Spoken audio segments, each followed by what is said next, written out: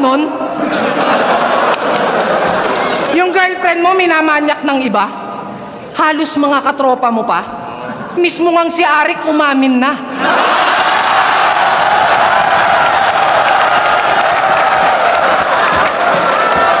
Iba't ibang battle MC ang kayang idamay sa Enigma sa battle mapabaguhan at luma.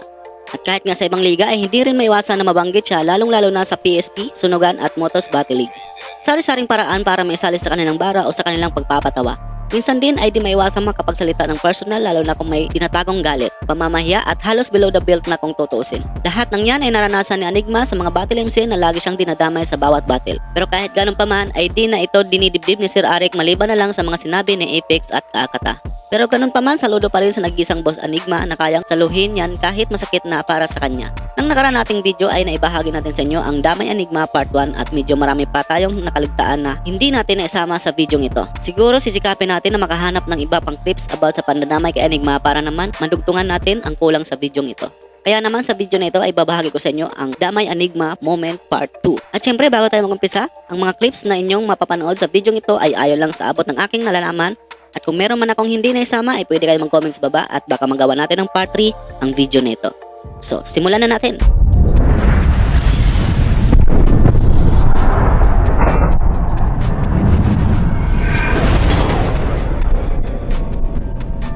Actually, magaling din yung paggamit dito ni Shay kay Enigma lalo pat marami talagang nag-aabang na magkaroon ng rematch itong si Abra at Shay. At dahil nga dito ay sobrang napahype ni Shay yung crowd, solid din naman tong ginawa ni Shay, hindi mo naman masasabing nakakasakit ng damdamin ni Arik. Kung tutusin ay di mo akalain na muling babattle ulit si Shay matapos na ginawa sa kanya ni Sinyo sa nakaraan nitong battle na halos ikakasira ng kanyang karir. Bakit may battle si Shay?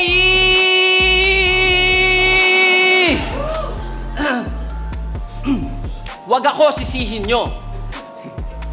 Eto, si Arik. Ayoko na eh. Patay na yung gigil ko. Pero bad trip! Ang galing mag-magic to. Kasi sinabi niya lang na si Abra kasali ng isa buhay. Matik! Tumigas yung titi ko!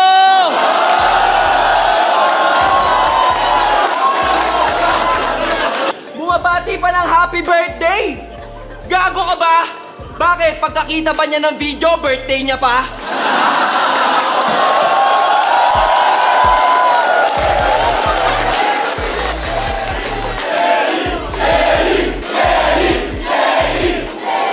Ang tagal-tagal mag-upload ni Enigma ng video, di ba?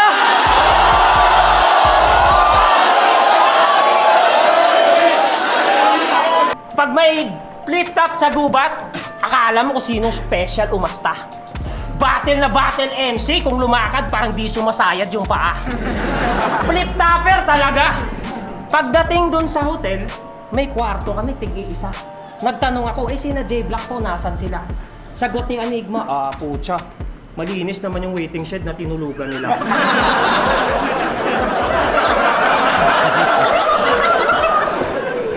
Sa lahat ng padadamay kay Enigma, ito na ata ang pinakamasakit at personal na atake. Dagdag mo pa dyan ang pagiging overtime sa round at dinaig pa ang round ni Shay.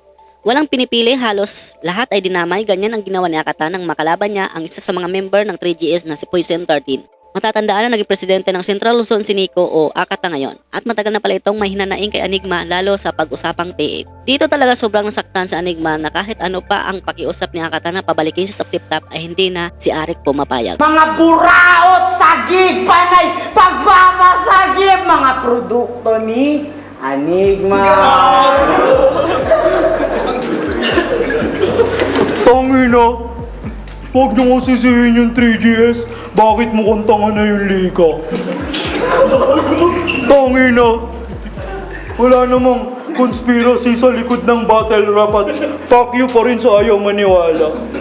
Iyak pa, Enigma!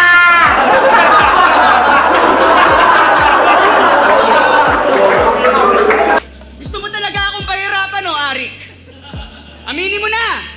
Tingin mo, paano ko lalaitin yung ganyang kagwapings na mukha? Sabihin mo nga! Akata out. Sa wakas, sa utak ko wala ng hassle. Siguro babalik na lang ako ulit kapag si Enigma na yung kabatel. Si Enigma nakabiyar din sa akin. Sabi niya pa nga, size sumakay ka na. Araw-araw masarap pagkain natin. Arik! Ang pangit ng ugali mo. Tinapat mo ako sa rapper na 411. Naaalala ko tuloy standing ko. Kung merong masakit na pandadamay, ibahin mo itong ginawa ni GL. Yung akalain mong si Enigma ang kanyang kalaban dahil dito ito humarap at mistulang 2 versus 1 ang laban. Dinamay lang naman niya si Enigma para mas lalong mapaganda ang bibitawan nitong linya. Isa nga si GL ngayon sa mga battle MC na pagdating sa sulatan ay di kanya bibiguin. Palagi talaga siyang may dalang pasabog na kahit nga sa Enigma ay napapatapik na lang sa dibdib. Mali ba? Pero di ba't mahina yung peso kontra dolyar, tama? Kaya kahit wrong yung grammar, mataas pa rin yung value when we're spoken in dollar, gets? Kasi ang lingwahe ay hindi basihan ng talino ng tao, tama? O tama, gago? Kaya ba't kami mamamangha sa pure Tagalog, gets? Kahit Ingles, it's the thought that counts. At ayaw ko siyang i-diskarel. Ako'y nagmistulang USA, pinagtanggol ko Israel.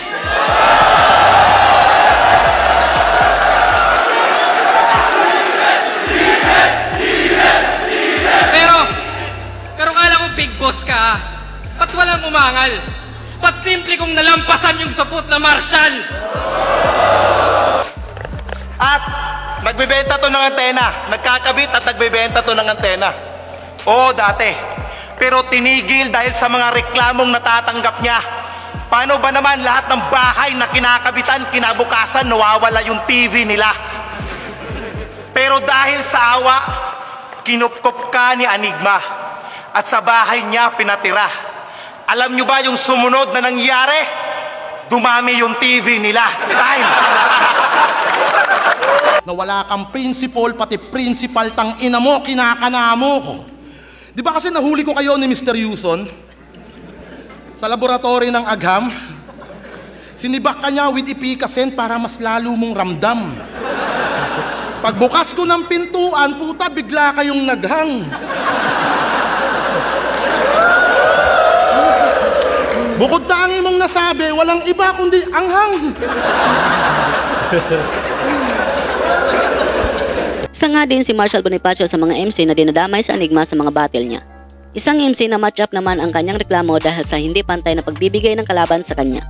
Wala namang masama o masakit na salita na maririnig natin dito at kung tutusin ay napakahusay din ng setup na ito ni Marshall Bonifacio lalo pat ginamit din ng kanyang kalaban si Enigma. Yung tipong aakalain mo na na-predict niya yung gagawin ng kalaban niya na pandadamay ka Enigma kaya meron din siyang pagandang rebat dito. Yo, Enigma! Naghahanap na to ng Diyos.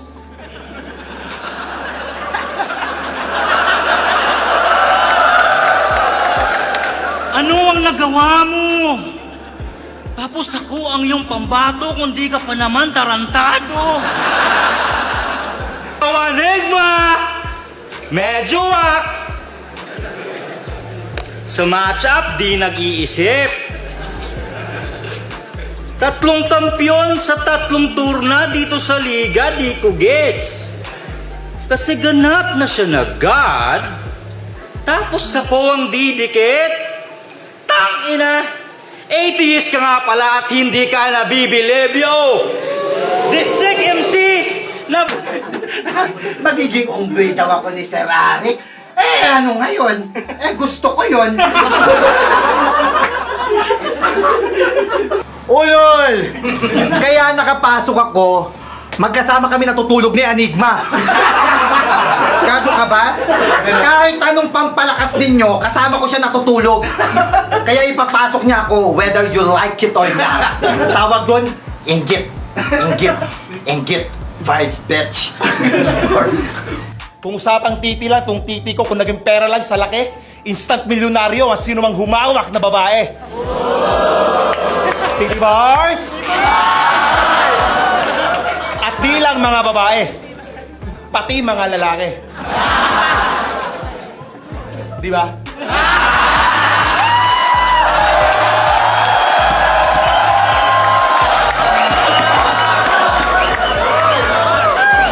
Naalala ko pa yung huling ginawa mo sa akin, Enigma, nung huling takos ganay, wag mo nang i-deny. Nagising ako na binatil-batil yung titi ko, sabay sigaw pa ng, "Paut ganay, mag-ingay!" Bye! At syempre dahil umabot ka sa part na ito at kung bago ka lang nakapasyal sa channel ko, ay inanyan muna kita na mag-subscribe at pakihit na rin ang bell button para lagi kang updated kung may bago kong ilalabas ng mga video tulad nito. At papalo at like na rin ang ating Facebook page, nag-upload ako doon ng mga content about sa hip-hop at flip-top. Maraming salamat at magpatuloy tayo. Tumungo naman tayo sa laban ni Zaito at Sinyo. Kabang-abang talaga ang laban na ito dati lalo pat na sa bungad ng kasikatan ni Sinyo na halos nga mga manonood ay yung round na lang ni Sinyo ang inaabangan. At syempre dahil nakalaban niya si Zaito dito, ay parang pantay din naman yung panig ng mga tao dahil sa paborito din naman si Zaito ng mga tao sa kada battle niya.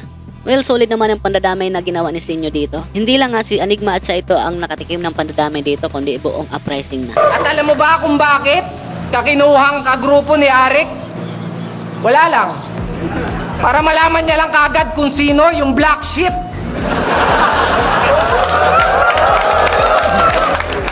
Kasi shit! Yang grupo mong uprising. Yung mga members, mukhang aning. Si Apok, choking. Si Balakid, bonjing. Si Keija, mukhang praning. Si Aklas, may tililing. Si Saito, andusing.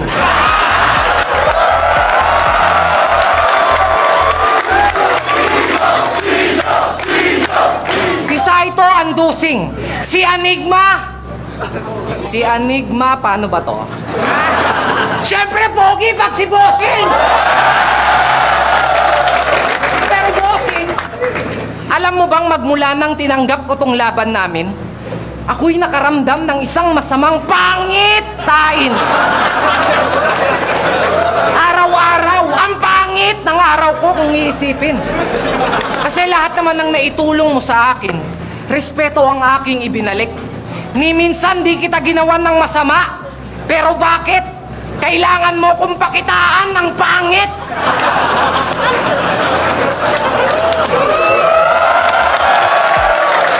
Ito, isa sa nagpakilala na kayang-kaya niya idamay si Enigma sa kahit anong paraan.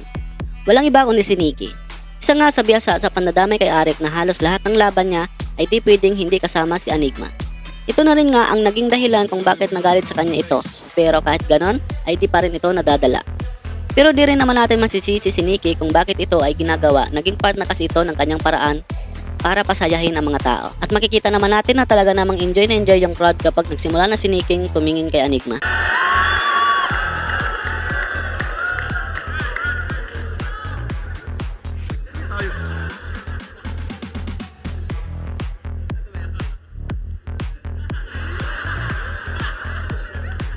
Yan!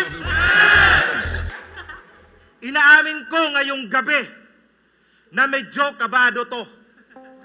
First time in flip-top history, 2 versus 1, dalawang 3GS kalaban ko! Oo, mas mahusay ako sa yung bumutas. Kahit banlag matay matalas. Sobrang husay ko sumilip, pati bayag ni Arik di nakatakas. Ano, bayag niya na naman, bakit galit ka ba? Natural na namnamin ko yon kasi namimiss ko na. Kaya tangina mo, Sir Deo, di ka tatabihan ni Sir Arik sa pagtulog. Mas pipiliin niya pa rin ako kasi mas masarap akong tumuhog. Yo! Enigma. Mukhang yung galit mo ata sa akin malala. Ginagawa mo ba akong tanga? Tingnan mo nga, yung ibinigay mo sa akin kalaban, dalawa. Kasi wala na sa katinuan si Arik, si Adik.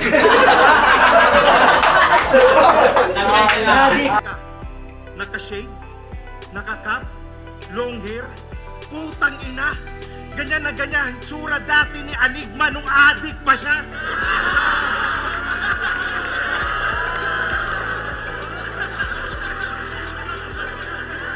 Oh, diba? Nikki ulit. Usapang pandadamay kay Arik, malamang champion na itong si Nikki. Ayaw niya talagang tantanan. Ito yung tipong halos buong round niya ay meron talaga siyang ianggulo kay Enigma. Yung iba dyan magrereklamo na naman kung bakit puro si Nikki yung laman ng video natin. Malamang. Siya kasi yung alam nating mahilig idamay sa Enigma sa mga battle niya. Kaya yung mga haters ni Nikki dyan ay skip nyo na lang. O di naman kaya ay huwag nyo nang panoorin. Di, joke lang guys. Siyempre pasensya na agad. Di rin ako fans ni Nikki pero wala eh. Tura Division daw kami ni Kairam.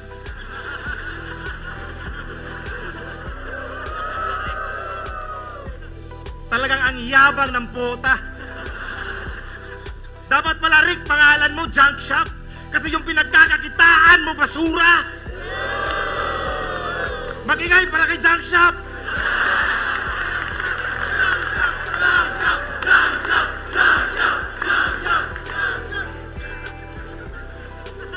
Sama ng ugali mo, bes. Putragis ka giatay. Kung may problema ka kay Snub Darwin, please, wag mo naman kaming idamay. Fuck you, Snub. Overexposed. Parang buo ng Titanic. Na maganang sobrang nguso mo, kakalips to lips yun ni Arik.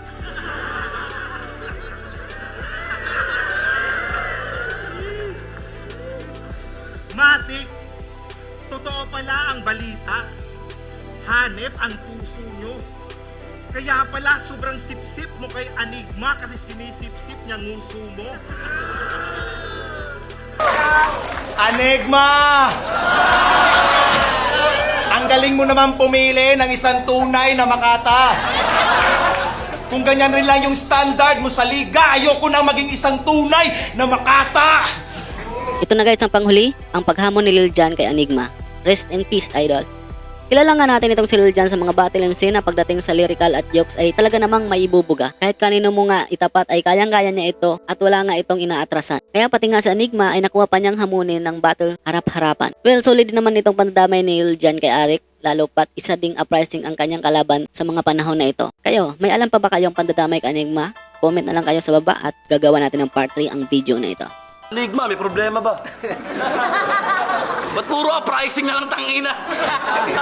Eh mga tinatapat mo naman parang ulam na minadali.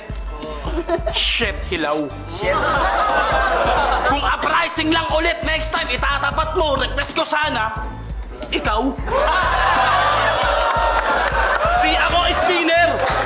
Huwag mo akong paikutin, tarantado. Rekta na sa Pangulo, huwag mo nang padaanin pa sa empleyado. Pero Arik, bakit ka ganyan? Humiling ako na isang matinding labanan. Noong nakaraan, binigay mo si Righteous One. Ngayon, eto, kalahati na naman. Ano to, hulugan? Hindi. Enigma naman. Ba't ba binibigla ng laban to? Kada flip-top event sa Davao, pwede naman yan taga-benta ng ticket. Taga-bantay sa pinto. O taga-hawak ng mikropono. Kaso, siya'y may taga-piyansa. Ang papel niya pinipilas. May ama na tagaligtas. Palagi kang iniiwas. Nasa kamay ng Enigma. Parang China Pilipinas. Para may hawak ng may-ari. May-ari kang hinihimas.